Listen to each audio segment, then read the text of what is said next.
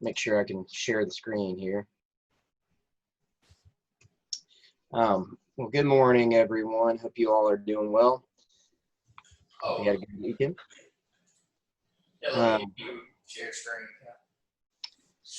Sorry, I'm just gonna talk for a second here, give you guys a couple of updates. I know a lot of people had some issues with the quizzes, and so I figured I'd go through those first. I guess first things first on the quizzes.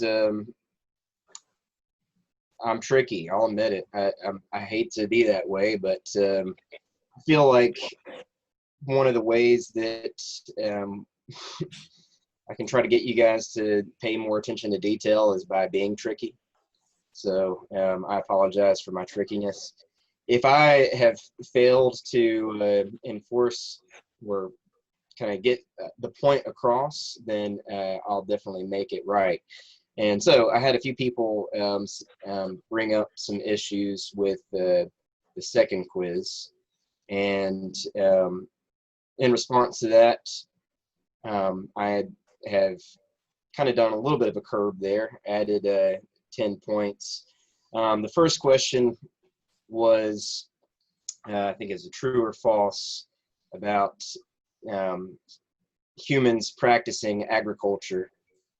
And there was a typo on the PowerPoint presentation, which I'll say I got these from the book itself, and or I guess the publishers of the book, and then edited them. But they had a typo on there saying that human beings appeared 28,000 years ago. And I think when we were talking about that in class, I kind of said, well, that's what they say. But I mean, really, they made a typo. They didn't put an extra 0 in there. It's supposed to be 280,000 years ago. So I could see where that could throw everybody off. So I said that we've been practicing agriculture for most of the time that human beings have been on the planet, and that's not true. 99% of the time we were hunter-gatherers. And a couple of you made the point that hunting and gathering is similar to agriculture in that you have to harvest something. But I'm thinking of agriculture in terms of actually cultivating the soil. And that really started when they started saving seeds and replanting them. The other part of that question was that it kind of happened overnight. And really, it was probably several thousand years that we shifted from agriculture, or from hunting and gathering to agriculture. So I wanted to clarify that, but I did kind of curb that. There were quite a few people that got that question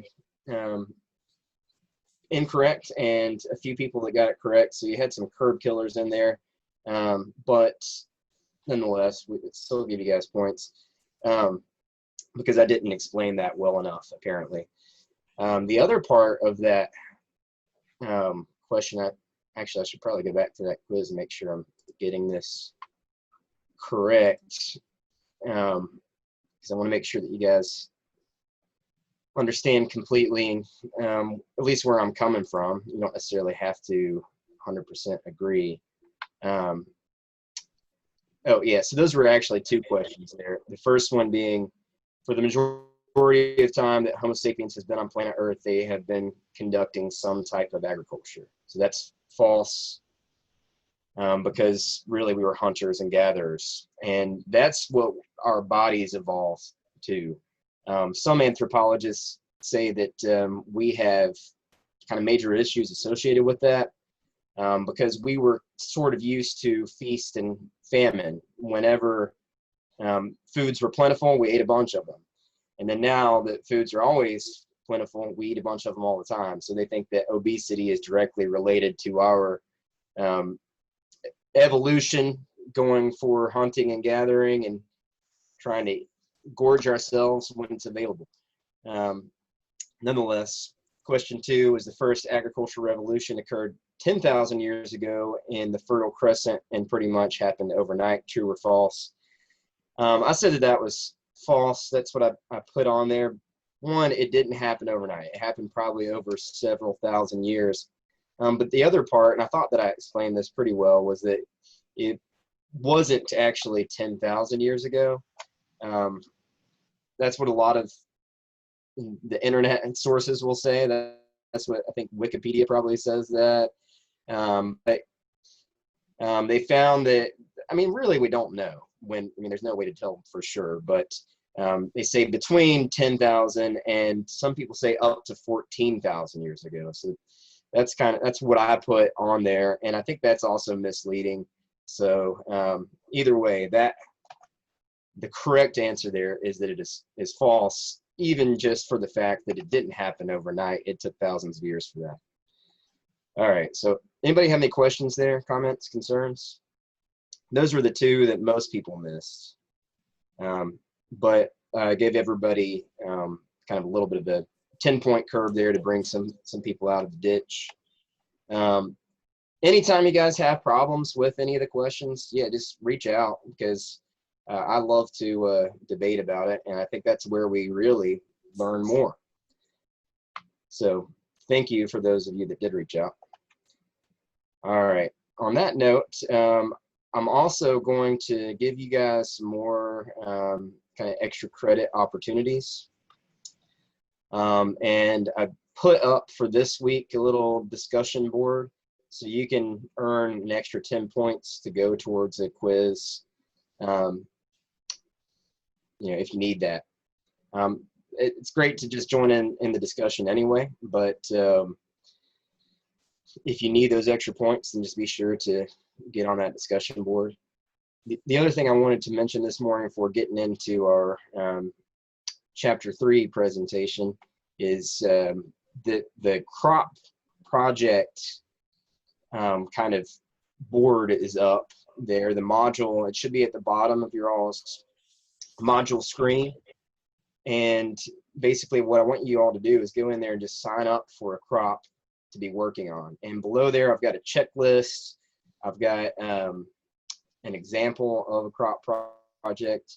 And I'm going to give you guys kind of freedom on how you decide to present it. But I think most people usually do a PowerPoint presentation. If you don't have access to PowerPoint, you can use Google Slides, or really you can do anything you want to as long as you're getting that information across. So I'll be happy to explain that in more detail on Wednesday. I do want to try to get through this chapter. So let me. When is the project due? It'll be due at the midterm. So you've got pretty much, I guess we're in week 4 now, so you have about 3 weeks to be working on that. 3-4 weeks. And you said that the extra credit was to discuss the plant relationship you have cultivated? Yes. And I'll try to put like a discussion board like that up for every module, so you can get an extra 10 points. Because I know it's easy to bomb some of these quizzes, and unfortunately, because the answers are shown immediately after the quiz, I can't let you retake them. But you can get some extra credit to make up for it. And actually, I think almost everybody already has 20 points extra credit just from the first week doing the introduction discussion. And so you got some points stored up there. I'll try to make that a little bit more easy for you guys to see in Canvas. Put like an extra credit column up there just so you know exactly how much extra credit points you have. I'll also drop the lowest quiz score.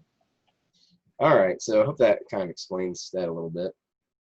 Any other questions or concerns? All right, let's share the screen here. All right, you guys see the PowerPoint presentation? Yeah. Oh, good. All right, so I say this is plants and people. The chapter is actually growing plants for human use. Kind of funny because in the chapter they don't really talk that much about growing plants. They talk more about the human uses.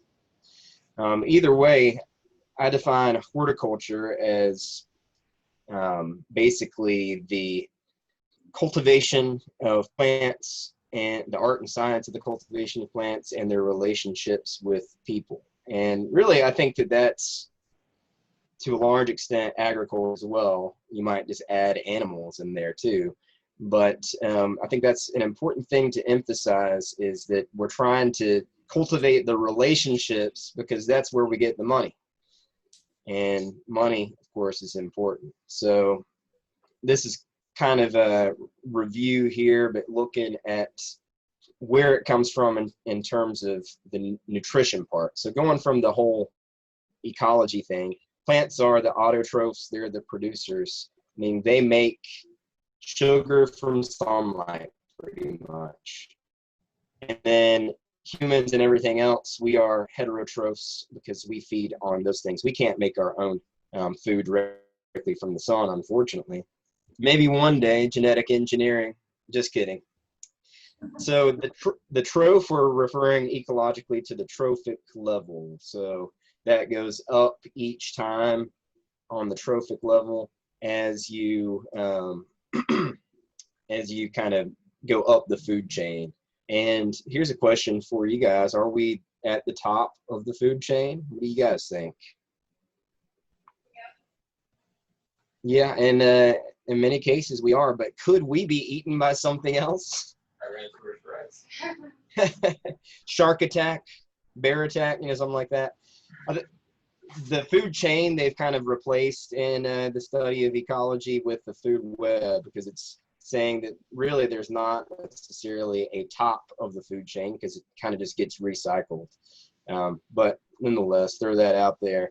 Either way you look at it, we are ecosystem engineers. We change the ecology, we change the way that autotrophs operate, and therefore we also change the way that all the other trophic levels work.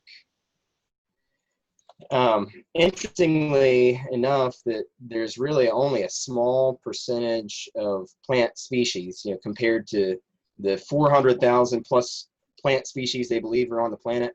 We eat relatively few of those.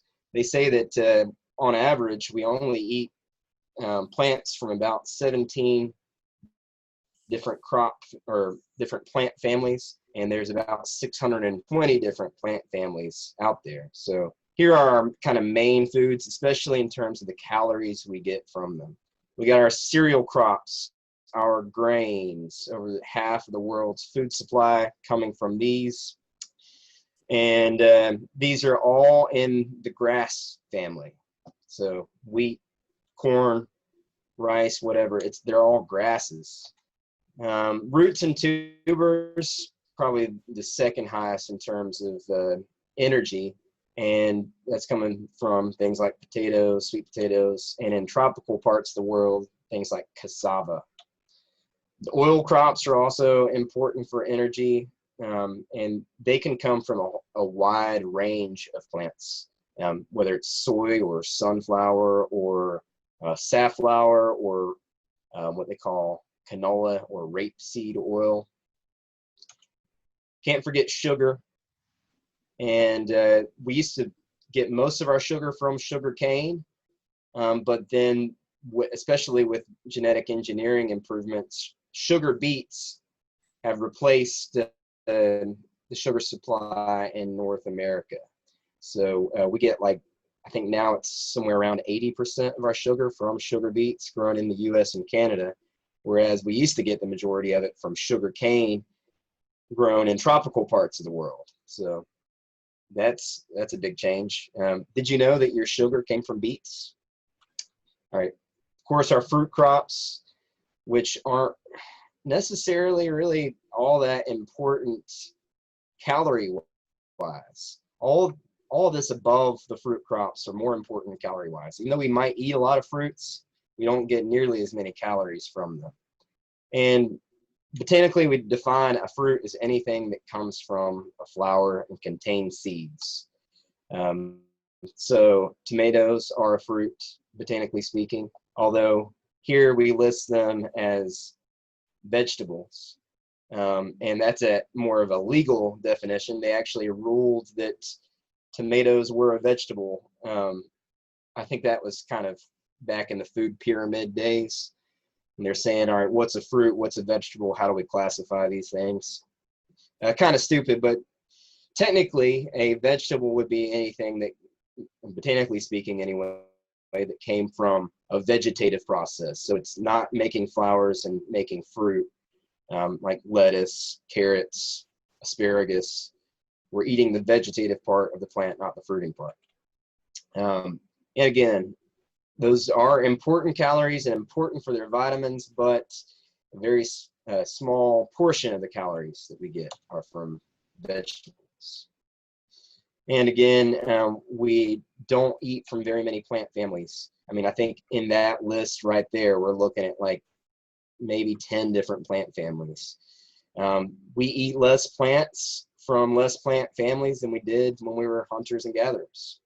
So we don't have quite as diverse diets, even though you would think that globalized trade would mean that we would be much more diverse.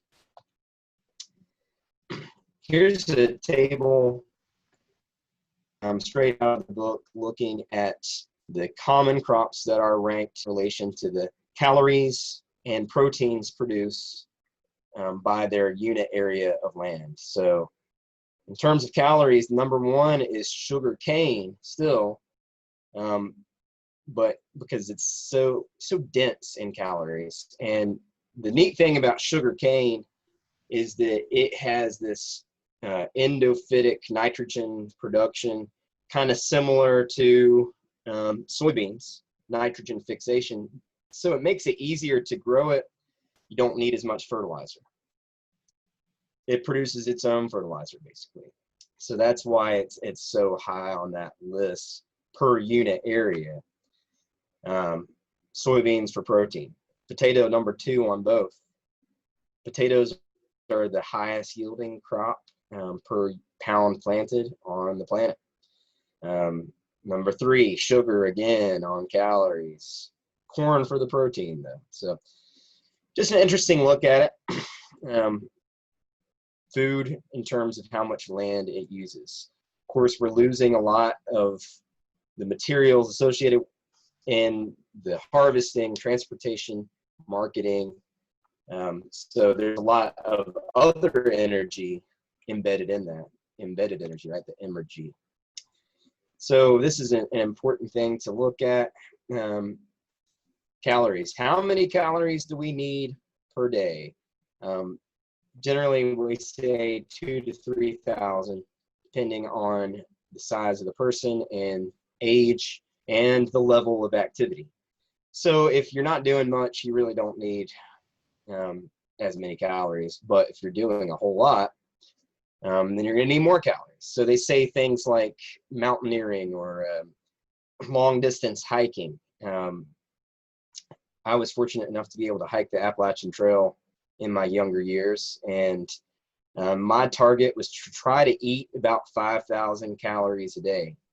It seems like a whole lot, but I still lost like 25 pounds hiking the trail. So it has to be matched with your level of activity, but on average, they say 2,000 to 3,000 calories. So if you were to try to get that energy just from one plant food, then that would be 24 to 36 slices of bread.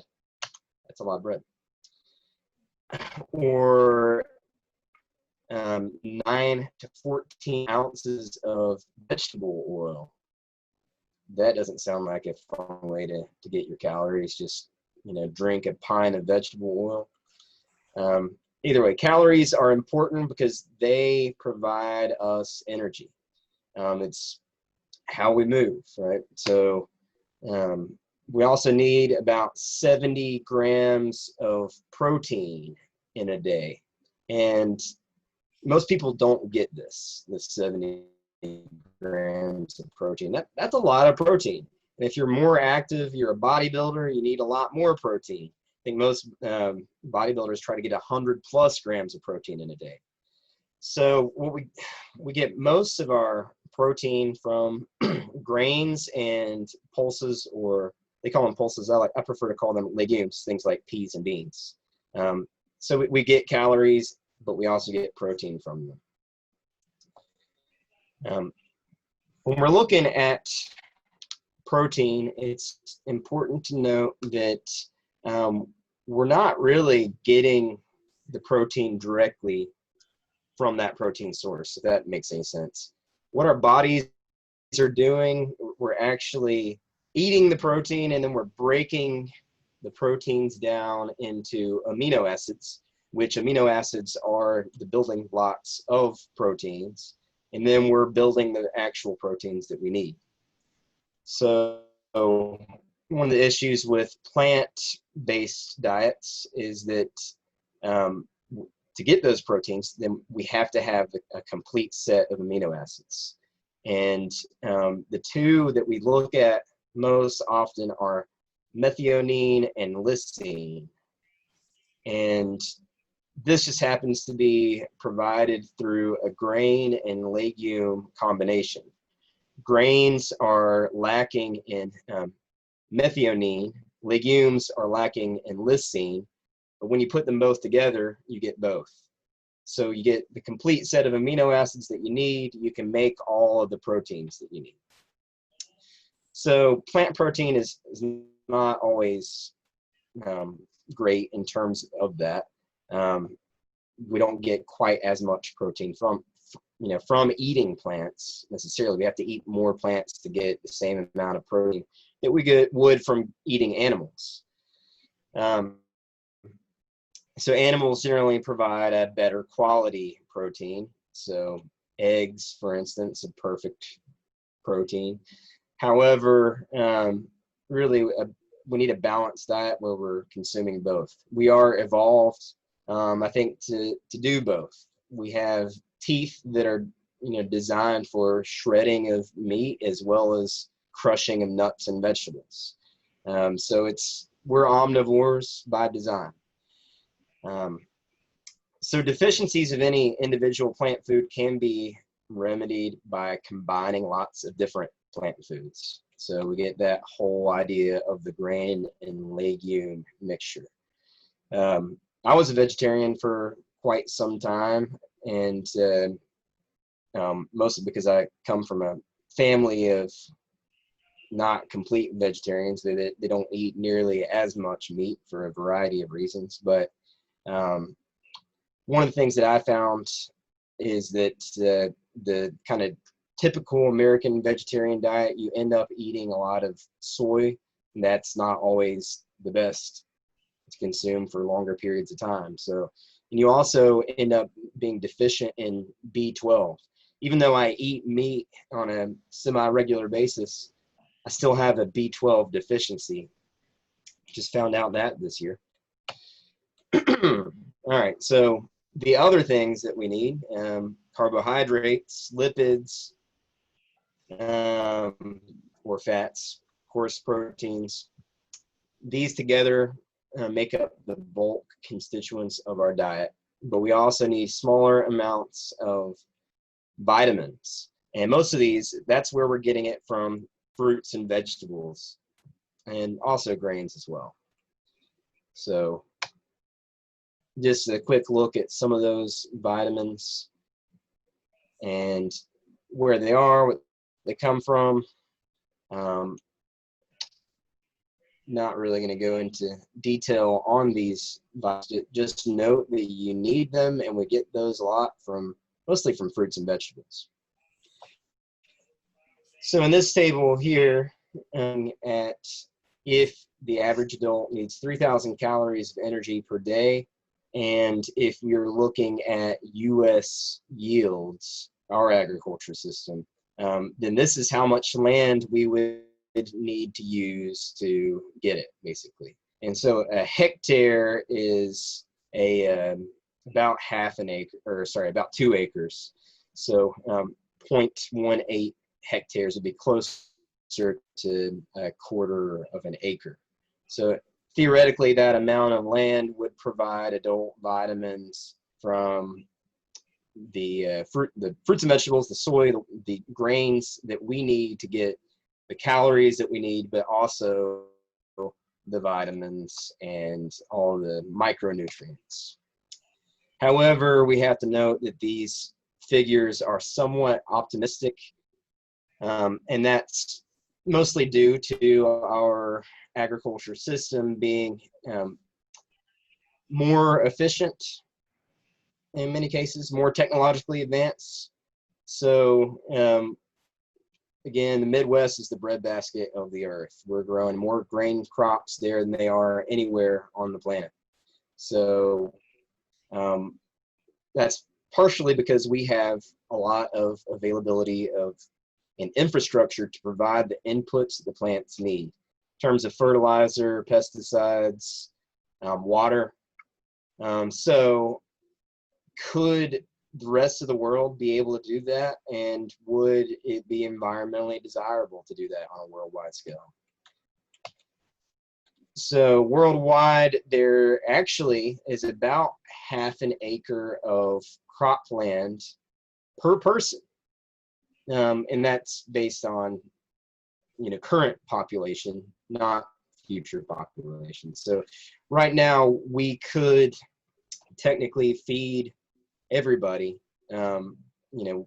everything that they need. We could feed the world as it stands if we had a very good system of providing food to people.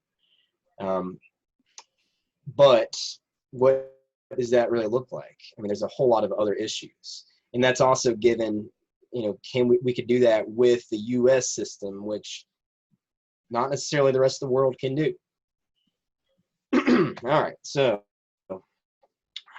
what we've kind of gotten to, especially in the U.S., is that crop production has become concentrated and specialized in the regions and countries around the world that really are best at producing those crops. So we produce them in the most ideal climate. However, that's not always the place that has the best resources. So California and Florida produce more than 60% of U.S. grown fruits and vegetables. The Midwest is probably like 80% of grains or more. But this causes us to, move crops potentially thousands of miles from the producer to the consumer. And I think there's a lot of issues associated with that. And is it sustainable? Probably not. Either way, that's the system that we have now. And I think especially in recent years, we've kind of tried to change that a little bit and have an emphasis more on regional and locally produced foods.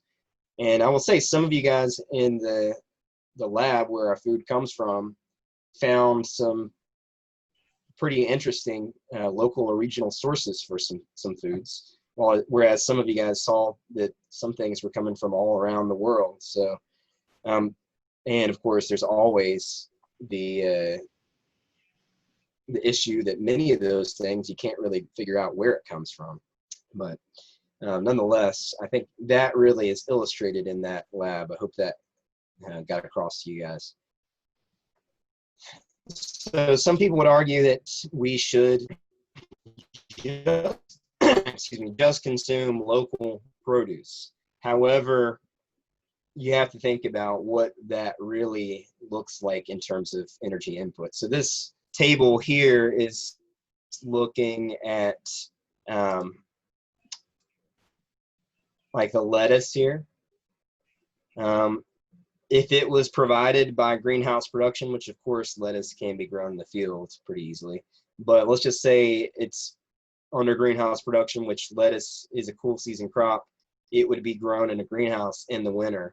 So we're looking at the energy input there as 230,000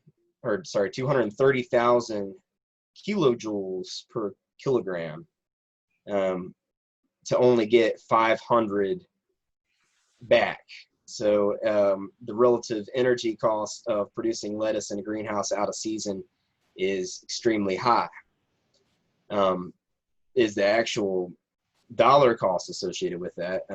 Some cases it is, in some cases it's not. So that's probably not the best measure of that. But I mean, let's kind of think on the same idea.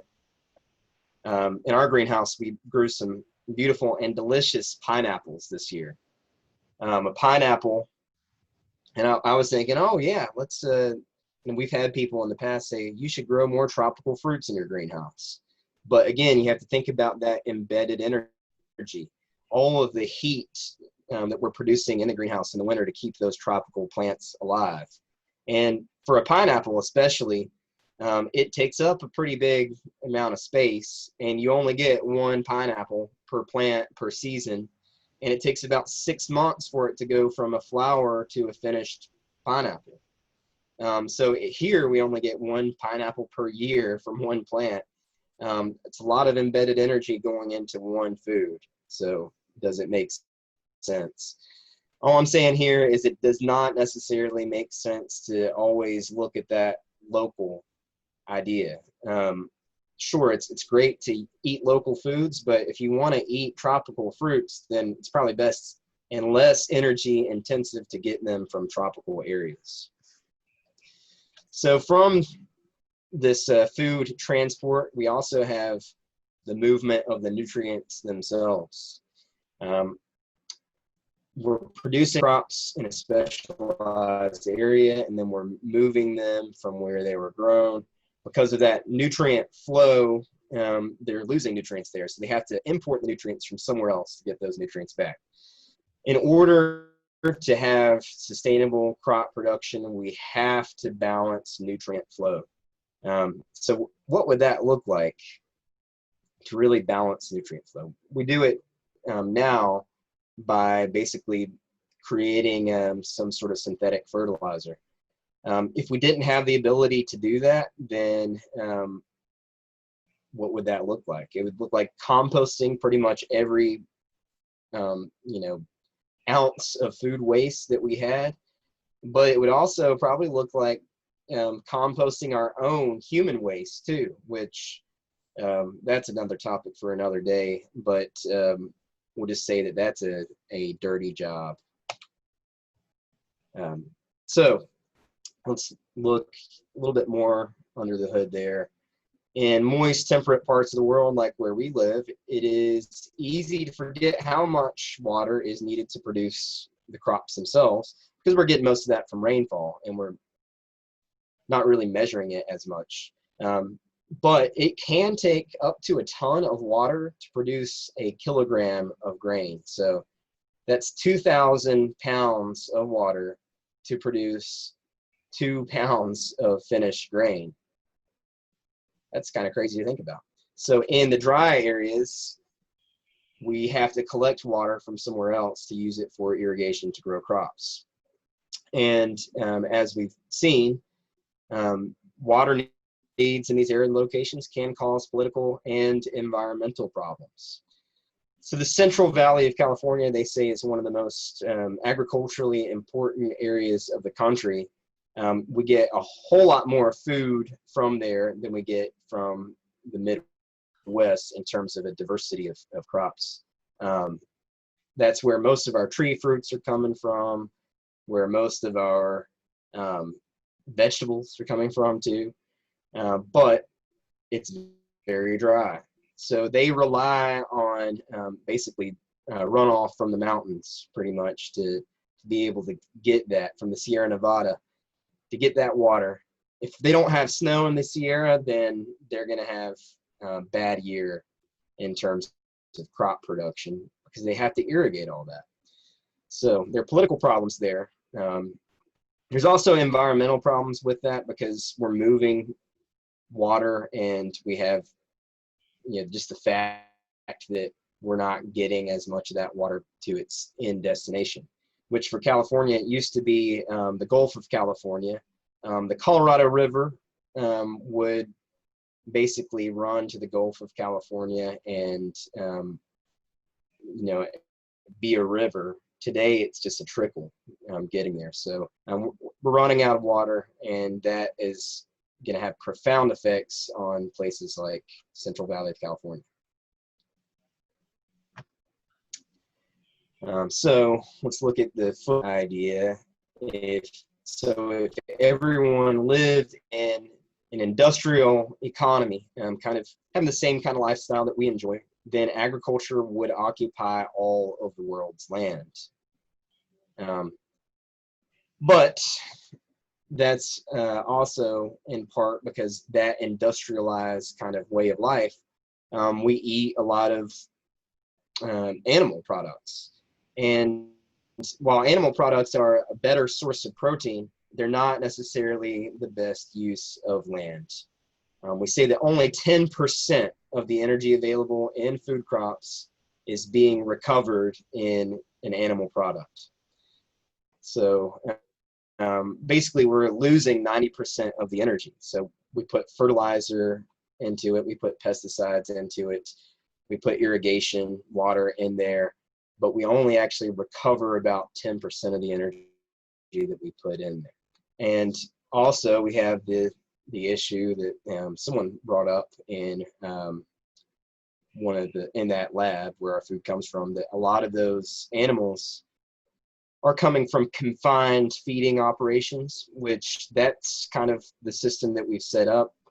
It makes more sense kind of economically to do that, not really energy wise though, because we have a ton of cattle production going on here. It's the biggest agricultural pursuit other than eggs. That's just because we have that one large producer in Washington County.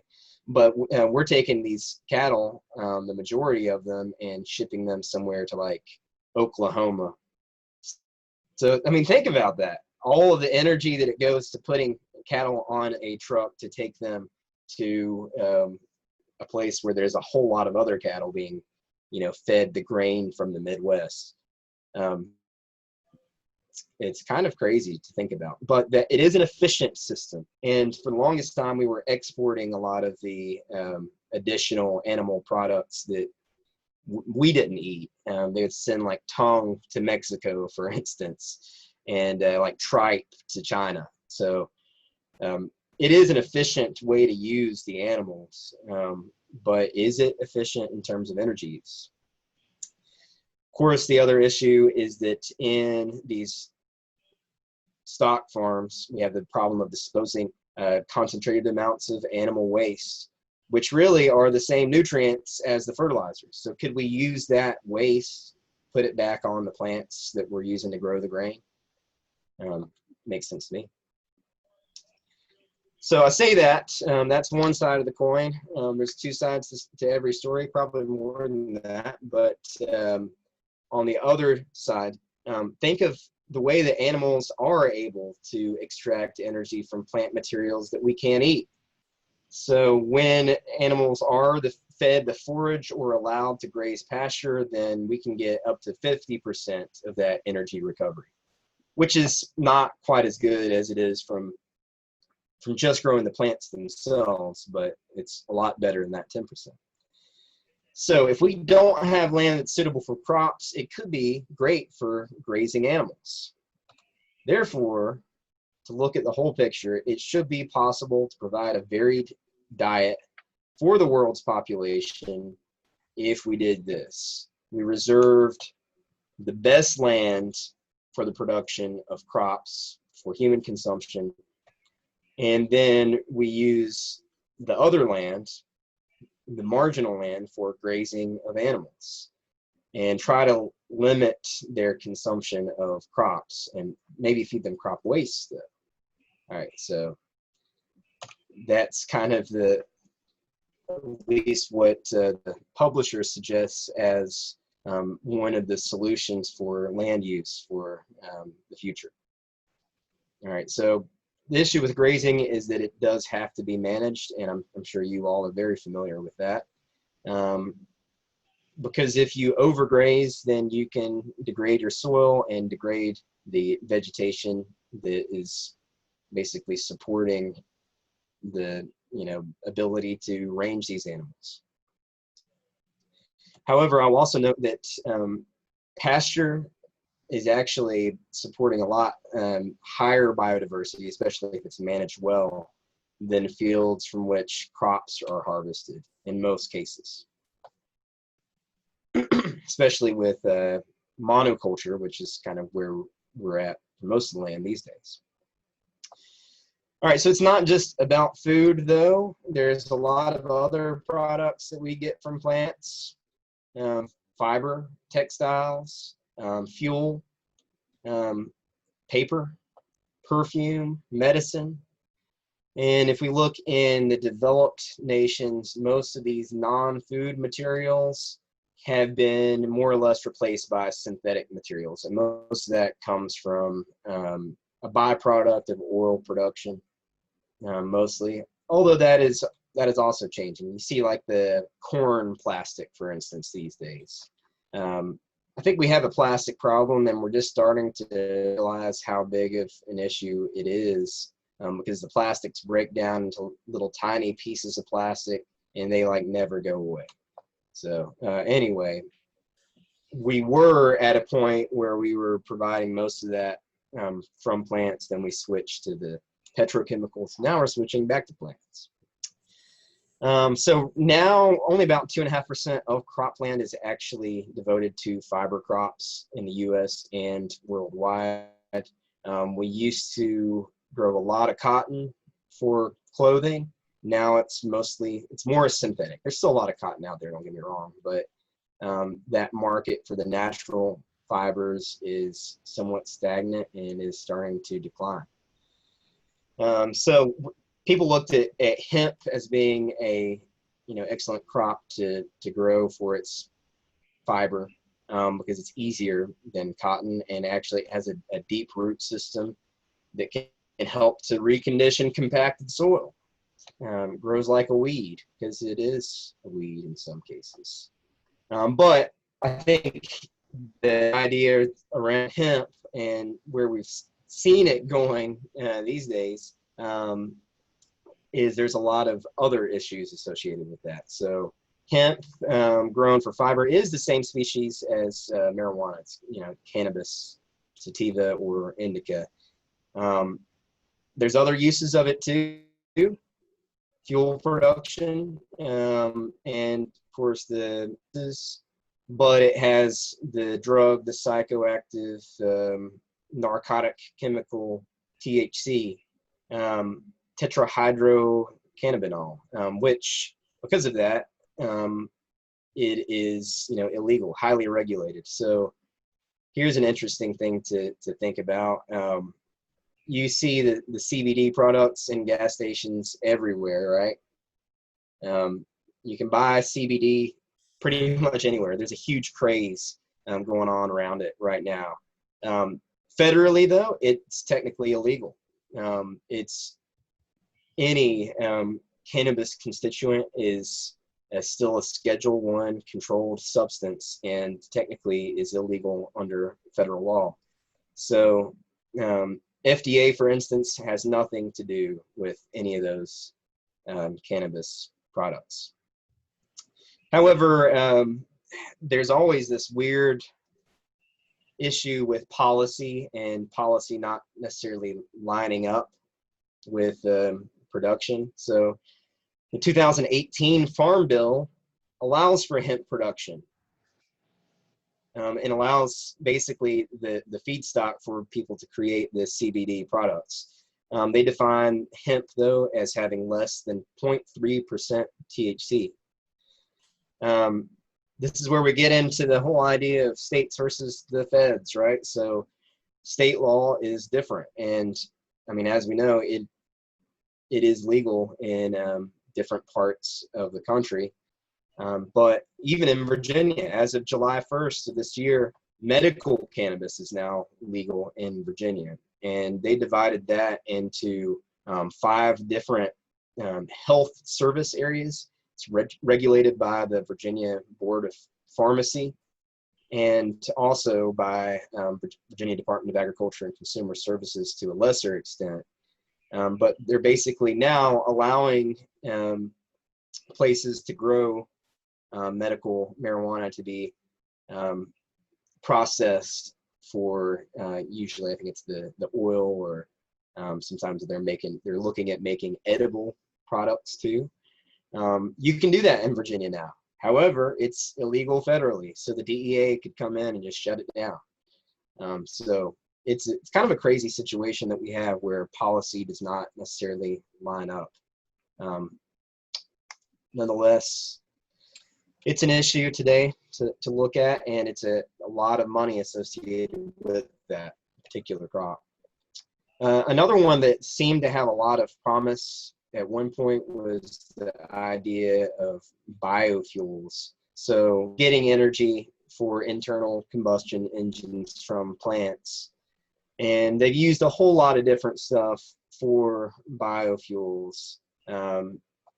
However, where it's actually mostly successful is where it is often kind of paired with like a feedlot operation. So you got a lot of crops being produced, you got the animals eating part of that plant, and then another part of the plant being turned into ethanol. It's fairly efficient use of the plants themselves, but not necessarily the energy. So the energy required to produce fuels is so much that or so little, I should say, that the net gain in fuel energy could be as low as 50%. So again, we're putting more energy into it than we're getting out of it. So could that change? And I'll kind of leave off on this slide for the day, but in the future, I think it could change by using biotechnology, genetic engineering to try to increase the production of some existing chemicals, or maybe even introducing new crops or new chemicals to crop plants. So the picture here is of a Arabidopsis, and that is one of the first plants that they actually genetically, I guess, got the genome decoded. So they know better how to use Arabidopsis than pretty much any other plant. So they've been working on trying to get this plant genetically engineered to produce chemicals for use in manufacturing or pharmacy or other industries. And of course, there are lots of other plants that we use, whether it's for fiber or a biofuel or other non-food uses.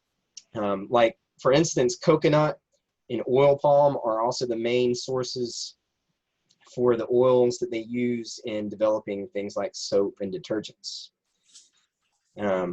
Also, some temperate oil crops like canola and soybean are used in the manufacture of things like lubricants, and now looking at plastics as well.